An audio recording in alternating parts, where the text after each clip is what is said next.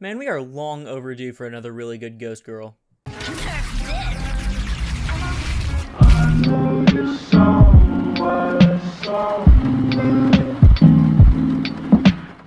What's going on, everybody? It's Aurora YJ here, coming at you with another absolute banger of generic YouTuber content. And today, I've noticed that my last tier lists have been doing absolutely phenomenal, and I figured might as well bank on it while I can. Not only that, but I also do want to express my opinions on the hand trap tier list for November 2021. And I believe that this format is incredibly interesting for hand traps because, like I keep saying, like over and over, I'm like a broken record. We are in an incredibly healthy format. There are a bunch of different decks that are currently viable, and so with so many decks like able to be played, how are you going to know exactly what hand traps to play? So while I do say that, please do once again keep in mind this should never be treated as a definitive list, nor should any tier list from any YouTuber. They're mainly just opinions backed by a little bit of stats and facts. And so please keep your negative comments to yourself. Feel free to put your opinion in the comments below, but there's no need to be nasty towards me or anybody else. So without further ado, I'm going to go ahead and get right into explaining this. So we have 4 different categories like usual, and for hand traps we have high impact, meaning that it has the potential to either incredibly hinder a deck or shut down a turn entirely. We have solid, which are all around just, you know, really nice hand traps to have, come up in a lot of situations, or it can do a lot of work. We have situational, which are hand traps that aren't necessarily bad. They just require very certain aspects to be met. And then we have not really good right now, which is pretty self-explanatory. So again, without further ado, let's go ahead and get right into this. So first up, if you cannot tell, this is Ash Blossom and Joyous Spring, the most stable hand trap of all time, probably the definition. So I'm going to go ahead and put it in solid. It's not going to go in high impact because I'm sure most of you guys know that a single Ash Blossom, depending on the deck, most likely won't shut down a turn entirely. In fact, it might do little other than just getting a card out of their hand, or maybe just might lead to one less interruption. But overall, Ash Blossom is and will probably always be an incredibly staple card for most, if not all, decks, unless you're playing combo. And so there's really no incentive to not run Ash Blossom in this format. Again, while it's not very high impact, it can do a lot of work in the long run. And so next up, we have Ghost Belle. Now, Ghost Belle is a little bit interesting because when you think of Ghost Belle, even as a competitive player, you're probably like always thinking like, yeah, it's a pretty good hand trap, but it doesn't come up very often. But the thing is with Ghost Belle is that the card, while it hits niche situations, those niche situations are incredibly needed for a lot of decks. Like, I cannot even count on my fingers anymore how many times I've been to locals with just like my probably month and a half of running Ghost Belle, where the point where if the card comes up, that it just completely stops their turn. Like a lot of decks, if you stop them from rezzing from grave, or even from banishing sometimes, but mainly just from like specialing from grave, or even adding from grave to hand, if you can stop that, they really kind of lose like half of their combos. And again, we're not in a 2 of a combo heavy format right now, we're in mostly a mid-range format, but mid-range is still a combo in a sense. And so, for example, you can hit the Lyreless Barrel Canary and the Lyreless or Tri-Brigade strategies. You can hit most of the Drytron cards if they're activating in grave. You can hit like half the shit in Dragon Link. Virtual World loses access to things like Nyan Nyan and their second trap card. All sorts of different stuff, honestly. Again, the utility is a little bit niche, however, it is so powerful that I'm willing to put it right behind Ash Blossom in the solid category. Honestly, I used to be super skeptical of Ghost Belle, and I'm sure a lot of you are as well, but I do recommend giving it a shot, especially if your locals is full of rogue, because Ghost Belle, especially to rogue decks, will completely shut them off. And so, if you haven't given Ghost Belle a shot yet, because you've been a bit skeptical about it, I'd go ahead and recommend it. She's super cheap, and she's a pretty great card. Next up is Dimension Shifter, and if you guys have seen my latest video, my Floodgate tier list, which you should totally go watch, you will know that Dimension Shifter is an insane card right now. This shuts down effectively every deck, except for maybe Flunderies, and genuinely, Flunderies isn't even one of the best decks right now, and so if you can pitch a D-Shifter, like if your deck can afford to run it, and you can pitch it, and they're going first, they're probably just gonna pass, and if not, they're gonna bait like 1 or 2 disruptions and then be unable to have any like resources for later, right? And so Dimension Shifter is very scary to go up against. A Macrocosmos, or I should say Dark Law, honestly, for everything, especially if it does help your deck, like if you are playing Flundereeze, it's incredibly, like, stunning to so many decks. And so, again, I do recommend, if you can play D-Shifter, I would totally recommend the card. It is absolutely busted, and I really have no other things to say. Like, you can just kill almost all the meta right now with a single card, and I really am glad that it's seeing a lot more play, because it's incredibly unique, and I hope to see more of it in the future. So next up we have DD Crow, which is a personal new favorite of mine because I am now based and beast pilled, but I am going to go ahead and put it in the situational category, and I'm like putting it in this category for a multitude of reasons. So mainly, it doesn't have too much application right now. It does have a few, which I will point out. But also, the thing is with DD Crow is that DD Crow is a hand trap that you want to see, but you don't want to play 2 or 3 of it. Because, like, yeah, it's good to get it off that one time, but then after that, it's more dead than something like an Ash Blossom could have been in your hand. And so, like, you really only want to play one, but you want to, like, see it, you know? And so, here's where this comes in. DD Crow is a hand trap I will recommend mainly if you're playing a Lyrilusc variant. And the reason why is because DD Crow is a level 1 winged beast, which is pretty obvious, meaning that cards like Recital Starling and Cobalt Sparrow can both search it. And so, the really cool thing is that if you have an extra search to spare, or if you feel like you don't need follow-up next turn, like you already have follow-up like a Nerval or something, you can actually just use your final search of the turn for most combos to go for a DD Crow.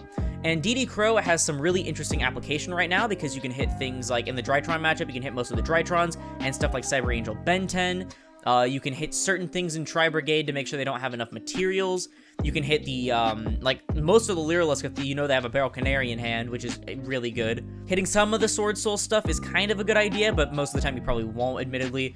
But it's really good against Evil Twin if they have the second Link monster on field and they try to res the first one. Go ahead and pitch it, now they're forced to summon a little one. And my personal favorite this format is DD Crow completely shits on Destroy Phoenix Enforcer. Like, they're gonna activate the effect, and you can either immediately chain it, then banishing the Phoenix Enforcer, or you can really make them shit themselves, and either during their end phase or during your draw phase, just, oh yeah, by the way, DD Crow, and then you banish it, and then now they're forced to summon either Celestial or Dasher, or if they don't play Dasher, then they have to summon Celestial. And so, DD Crow has some very interesting and unique situations. However, it can only be really effectively played in the Lyrilusc strategy decks, like Tri-Lyrilusc and regular Lyrilusc. And so, I wouldn't really recommend it in decks outside of that, but if you are playing one of those decks, it is really fun and powerful to play one either in the side or in the main, and I would highly recommend it. Next up is Drolden Lockbird, and of course, it's probably going to be in this section for a long, long time. Drolden Lockbird is always a high-impact hand trap. Right now, it is quote-unquote slightly out of favor, because the meta has shifted. Things like Drytron are no longer at the very top spot. However, Drolden Lockbird is still Drolden Lockbird. You can fuck over a lot of decks using this card. You know, situations like Activate Sword Soul Emergence, Search, Drolden Lock, now they can't Desires or anything like that, or like vice versa, Desires, Drolden Lock, they can't do anything after that. Bird Call, boom, now they can't search. Cobalt Sparrow, Recital Starling, boom, now they can't search. It's a really stupid card, honestly. Droll is always one of those really just blowout hand traps that if you have it, you kind of just win the game 9 times out of 10, 99% of the time. And so for that reason, it's going to stay in high impact, probably for a very, very long time. So next up, one of my personal favorite hand traps, and one of the first ones I use competitively, we have Ghost Reaper and Winter Cherries, but unfortunately, I'm sorry, sweetheart, but you're in the not really good right now section. And the reason why is not because Ghost Reaper itself is a bad card now, it's mainly just that this format in particular, it's not really too high impact to hit like one card in the extra deck. The only situations where I can really see it coming up is maybe getting rid of all the Chi Xiaos in Sword Soul, and maybe hitting all the Recital Starlings in a Lyrilusc build. But really, that's about it. Most extra deck things right now are toolboxes or just one-ofs that you would like to have at certain points. And so, really, Winter Cherries, until we get like another really heavy combo format that utilizes Hulk like we did back when Infernobles were really big, maybe then she'll become good again, you know, banish things like Hulk. You know, maybe I mean, I can't even say Verte or anything because Fusion Destiny you can just use on your end board, but maybe someday Ghost Reaper and Mourner Cherries will see a lot more play, and I do hope so. I really love the card, but unfortunately for now, she's just not too good in this format. Next up is Evenly Matched, and I'm going to go ahead on a whim and say Evenly Matched is probably one of the highest impact cards you can play this format, at least in your side deck. The thing is, this format, we are playing against a lot of mid-range, and so basically they're going to be setting up a lot of, at least probably 3 bodies on board, right? At most. Maybe 4 if you're playing against, like, Phantom Knights or Dragon Link. Even the Dragon Link also usually doesn't end on too many now anyways. But the thing is that most decks right now are only setting up monster negates, and if they do set up omni negates, it's a single one. Usually, either Hot Red or Savage in like decks like Dragon Link, Baronet, and Sword Soul, and then the rest really only do monster negations or pops or things like that. And so basically, if either they're not using any omni negates or if you just bait it out, you can evenly and get their entire board but 1 card gone. And a lot of decks right now, if they're left with like 1 card, what are they gonna do? And most of the good decks right now also can out things during main phase 2. If you're playing Tri-Brigade, for example, you can banish things with Shurig instead of having to beat over things. And so, or you can actually bounce things with the Ancient Warrior Link too. But Evenly Matched is really, really good right now, which is really ironic because I took mine out like a few weeks ago and I had to put them back in at my last locals. But Evenly Matched is very, very solid right now, and I'd highly recommend picking up your playset, or at least 2 of them, before they go really, really expensive, because they're starting to climb in price. And this can blow out boards and completely win you games if they don't have any follow-up, or if they have very little follow-up, because then they have to play through your negates, which is really, really powerful. And so I cannot stress this enough. Evenly Matched is a great card for your side deck this format. Next up is Sci-Frame Gear Gamma, another one of my favorite hand traps, and I'm going to put it at the very bottom of high impact.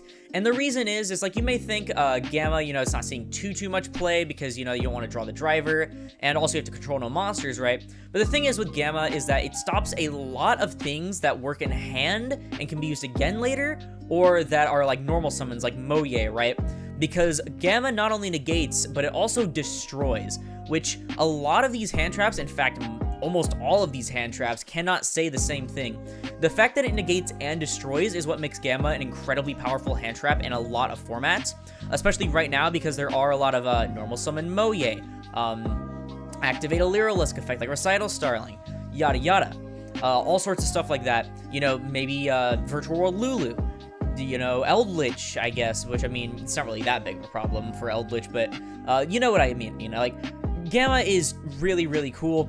Being able to negate and destroy, and if you can use it on your turn, which, unless you're playing something like Dinosaur, then it's really not going to come up too often on your turn, or unless, they destroy Phoenix, your back row, I guess, which is weird, but if you can use it on your turn, you can actually get 2 free bodies, which is great. You can use them for Link or Synchro plays, which is really nice.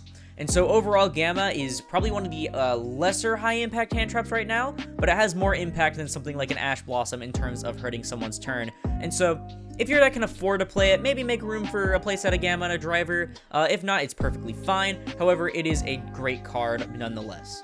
Okay, guys, so I know you probably saw the thumbnail and were really intrigued, confused, or concerned. And hear me out on this. No Material is a pretty solid hand trap right now. Go ahead, throw your tomatoes, get your booze in, all that stuff, I know. But I genuinely feel like No Material is a bit slept on, specifically in this format. No Material has a lot of applications right now.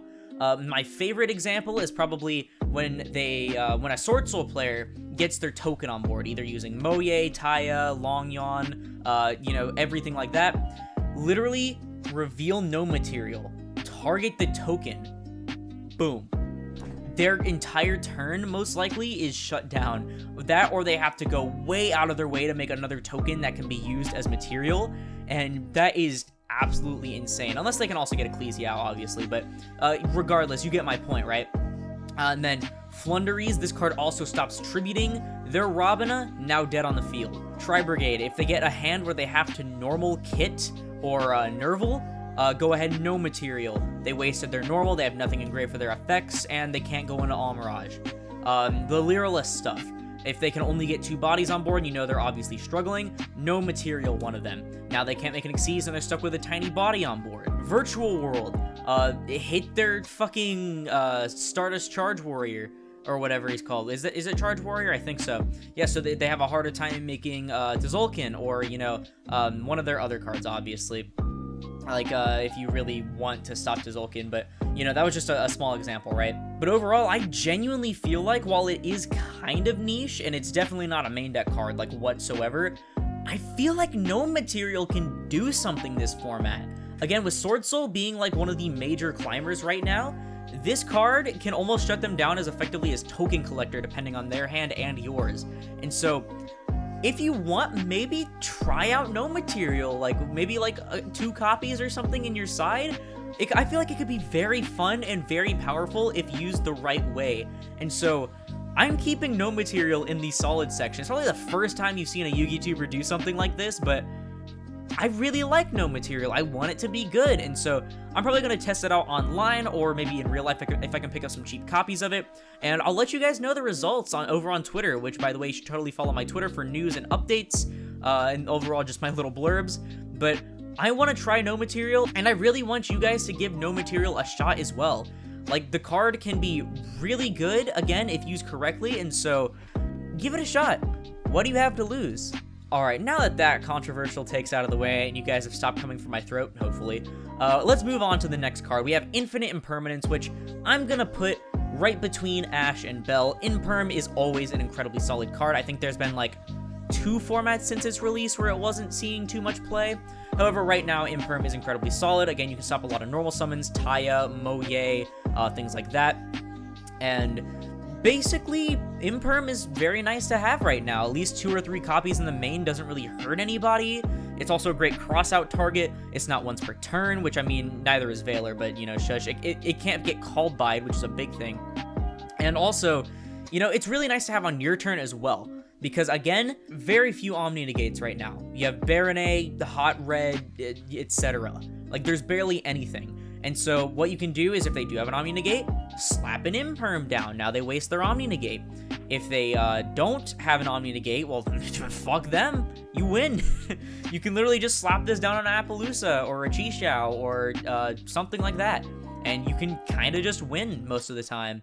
And so I really like Imperm. Very nice card. And for that reason, it's in the solid section. Next up, we have Artifact Lancia, and I'm going to put it between No Material and Ghost Bell. Lancia is always a very solid card as long as we have these specific metas, and I would definitely recommend putting it in your side deck. However, it doesn't have as much application right now as it did quite a while ago.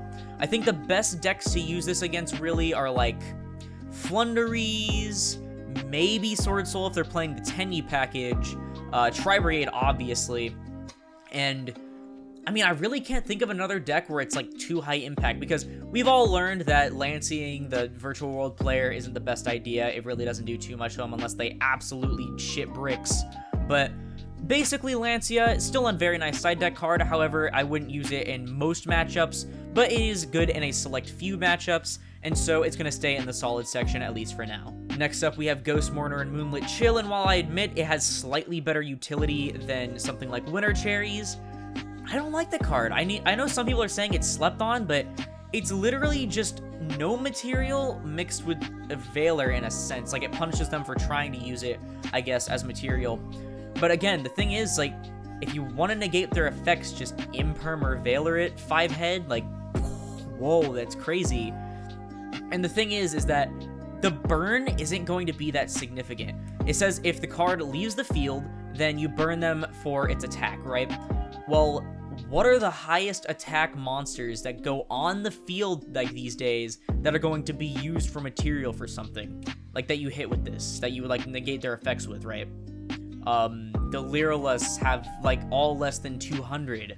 I guess in Tri-Brigade, if they really badly need to use Fractal, that's 19. Moye, 17. Taya, I believe, 18 or 19. The Long Wand's, like, 12. Like, it really doesn't do too much. I feel like the tokens are actually 0/0 too, by the way, which is really annoying.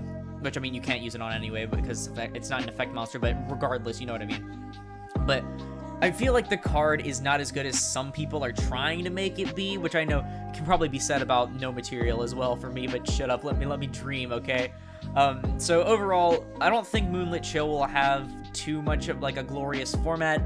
Maybe if Valor or Imperm fall out of style for some ungodly reason, maybe it'll have its day, but for now, it's just not really good. Next up is Nibiru, and I'm gonna go ahead and put this between Droll and Dimension Shifter. So, like Droll, it can hurt decks really, really bad, but unlike Dimension Shifter, it's not gonna really end turns as much as some people may think. So I've been playing Bird Up recently, right? And my deck, if I have like even the most basic combo, I eat Nib like fucking candy. Like, I pop it in my mouth like a gobstopper and play right through it, because the only thing that changes is that I lose one disruption, right? However, it is very good against decks like Swordsel, because they cannot set up a negate for it in time, because, you know, they have to get their Baron A out, like, really fast otherwise, which the pure build will not be doing, I assure you, trust me. But Nib is very good against that. It can be good against Fluanderies depending on how many times they summon. It can be good against Tri-Brigade, Lyrilusk in a sense if they have a mediocre or a bad hand. I believe it is very good against PK. Do not quote me on this, but I think it's pretty good against Phantom Knights. I have yet to see if they can get a monster negate out before you can nib. So if any of you guys play Phantom Knights, actually tell me in the comments below, is it really easy to out nib, or can you play like right through it? I really want to know. I don't know enough about Phantom Knights, honestly, and I wish I did, but regardless, Nib is definitely a really good card this format. You might want to main it, however, I would mostly recommend citing it, because most decks, again, can kind of play through it. However, it is still incredibly powerful, given the right hand, the right board state, etc. And so, Nibiru is definitely going to be seen everywhere right now, so be sure you prepare accordingly, both for you and your opponent. Next up is Ghost Ogre, who was my first hand trap, believe it or not, at least my first Ghost Girl, and unfortunately, she's also going in the, you know what, actually, I'm gonna put her in Situational. I'll put her just above DD Crow, because I need more cards in the Situational category anyway, but Ghost Ogre is always a fine card. However, for the most part, it's just a one-for-one trade in terms of monsters on field, because right now we're not really a format where back row, like continuous back row, something like multi-roll is too prevalent. I mean, you got Chuchi, woo, big deal. But basically, oh yeah, also Nibiru really hurts Virtual World. I should have mentioned that earlier. It absolutely shits on the deck. But Ogre can come up in certain situations, however, it's mostly just a one-for-one trade for a body. It doesn't actually negate the effect unless it is a back row, and so I'll put it in Situational for now, but I mean, it's overall, unfortunately, not too crazy right now. I really would put it on like the border of Situational and not really good, but go ahead and tell me your experiences with it down in the comments below. So next up we have Phantasme, and I'm gonna put Phantasme at the top of Situational or the bottom of Solid. You know what, actually, I'll put it above Lancia.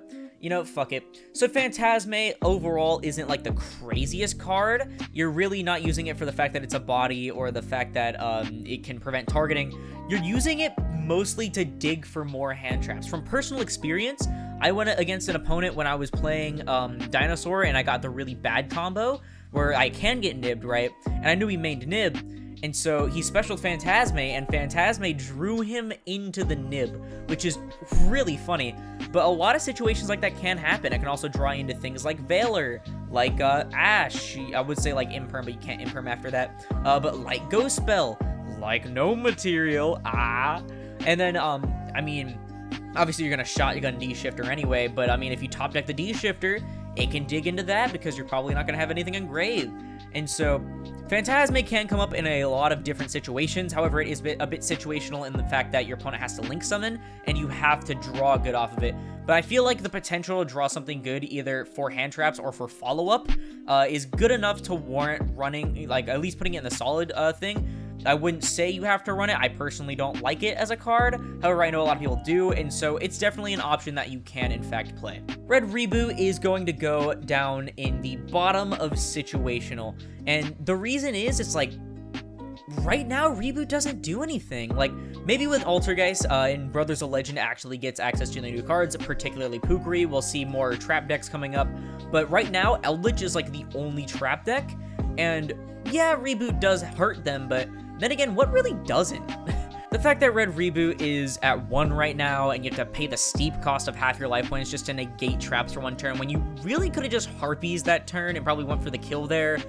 I feel like it doesn't warrant playing the card if you don't need to. If you want and you have the space, by all means, go ahead, I guess, but it is a Saki one-of, and I'd say it's not as good of a Saki one-of as something like Imperial Order, and so for that, it's going to go in situational for now. However, I feel like it can come up if your Locals has a lot of trap decks, or if something like Altergeist comes back into the format. Next up, we have Skullmeister, which I'm going to put in the top of not very good right now, and so the reason why is that Skullmeister does hit a lot of things. I had a list in my head before I started recording, but it's way too long for me to, like, unravel it. Things do like to activate Engrave this format. However, negating one thing in Grave is most likely not going to hurt. If you want to do anything involving the Grave, I would recommend just using Ghost Bell at that point. But Skullmeister, yeah, it will negate, but it'll mostly probably just be a 1-for-1, because, yeah, like I said, stuff activates in Grave, but it's not going to really do anything to negate it.